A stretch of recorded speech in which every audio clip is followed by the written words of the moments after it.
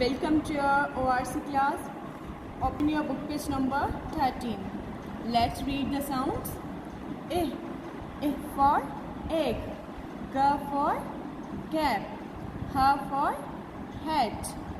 Now let's read. Now we will blend the sounds with A. A. The ate bat. B egg bag. K K can cat cat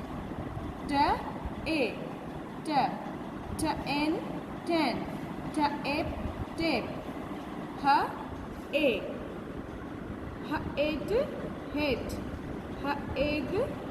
head egg nap egg neg ape gap egg gig. Now let's blend the sound with E.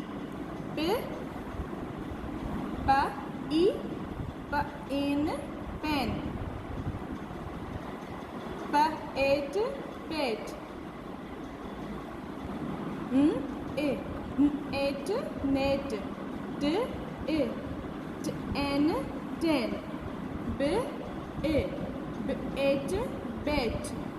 egg bag. In hand. Get. Dear kids, now it's your turn to read book page number 13. Allah Hafiz.